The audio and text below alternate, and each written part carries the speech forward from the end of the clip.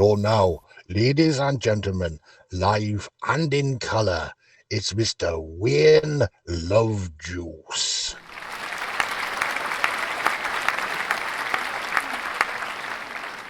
The other day I produced a Louis, had a chat with an interesting chappie who said that the YouTube algorithms really aren't that happy.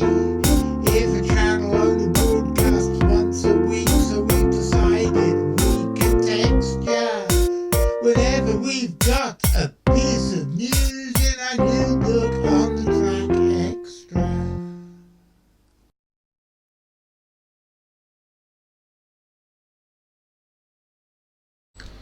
Good evening, ladies and gentlemen. I've never known when we do the Wednesday shows whether I should say good evening or good afternoon, because 5 o'clock in the late afternoon, early evening is one of those strange liminal times when the day isn't quite over but the evening hasn't quite begun yet. So I don't know, good, whatever you want it to be on this happy jolly Wednesday, and welcome to another episode of On the Track. My name's John Dans and I am bringing you another jolly book review. Why do you do so many book reviews, I hear you ask?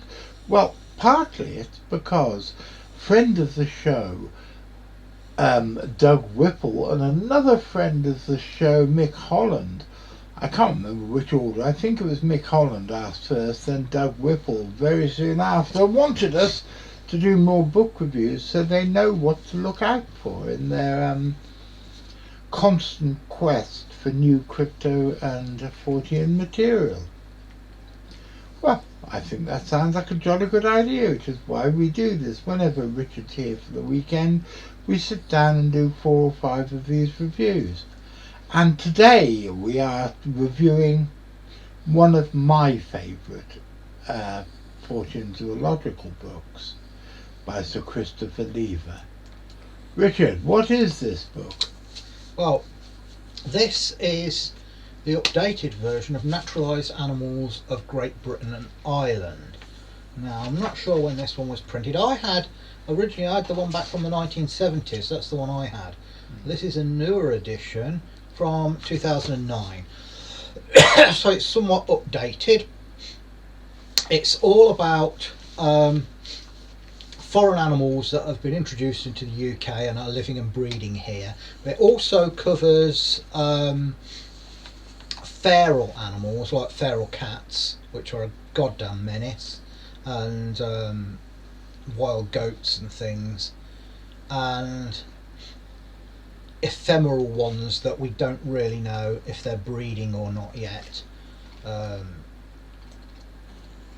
It doesn't have British big cats in it because we don't know if they're a stable breeding population. I rather think that they are, but they're not included in this. But this has things like well-known things like the ringneck parakeet and the kaipu, which has now been expatriated, the redneck wallaby, the grey squirrel. But it also has things like the midwife toad, or the green lizard, which was here all along. It wasn't reintroduced, it was here all along. And interestingly, the things like the Asclepian snake, which was introduced into Britain, and it's been in the news recently because a new colony of them has been found. And it's a super interesting book. It's beautifully illustrated with great photographs, and there are wonderful little stories like the population of guppies on the River Lee in Hackney, which existed in the cold water because an electrical company were discharging warm water into this section of the river. But sadly they died out when the company stopped doing it. But this has things like red-eared terrapins and the European pond tortoise, and things like the the great bustard, the European eagle owl, which is making a comeback, and things like wild boar, which quite accidentally were reintroduced into Britain and have now got a really good foothold and are probably here to stay. But there are well over 100 species covered here.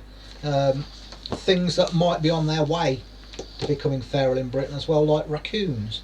So it's a super interesting book, absolutely essential read for any naturalist.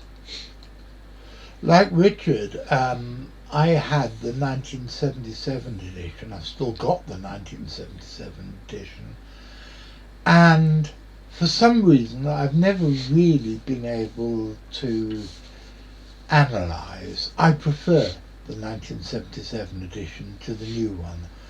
Somehow the new one, to my silly old mind, is too bright, too garish and too brightly coloured, whereas I really like the old one with the line drawings and the 2 or 3 colour page layouts. But that's just me being stupid. It's a fantastic book. It's a book that I cannot recommend highly enough.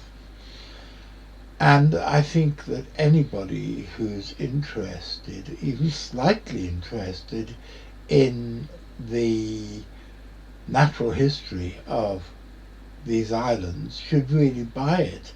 Whether or not they think that they're interested in the Fortean natural history of these islands, this is a book which I think all naturalists in Britain should have. Because it is a fantastic... And now the dog has just jumped off and he's going off to be...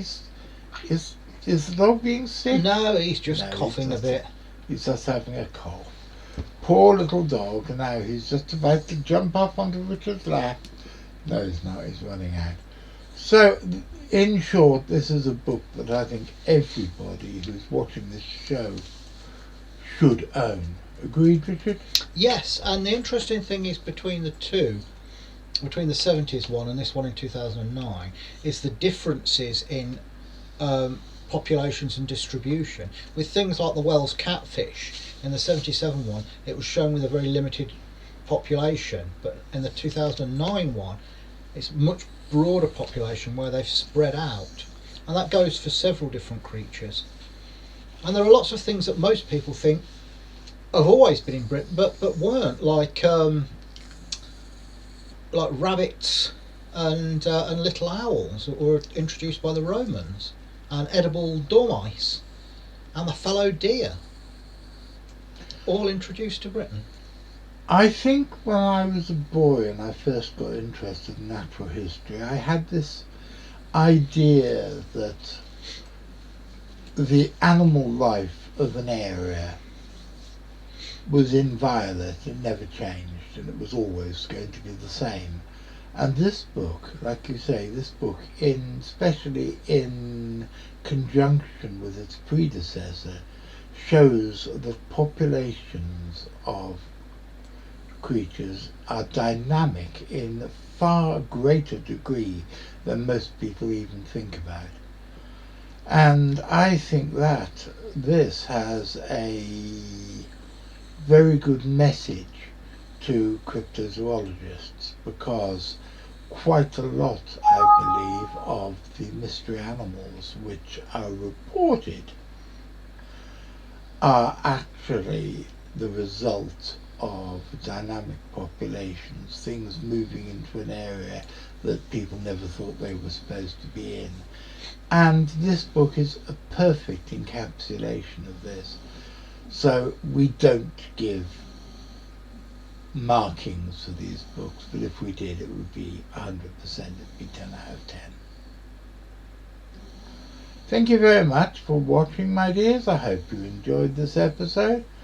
We'll be back again on Saturday with a special episode that I'm not going to tell you what it is, but golly, it's special. And we'll be back next Wednesday with more jolly stuff from Richard and me. So, until then, the only thing I can say is that I'll be seeing you.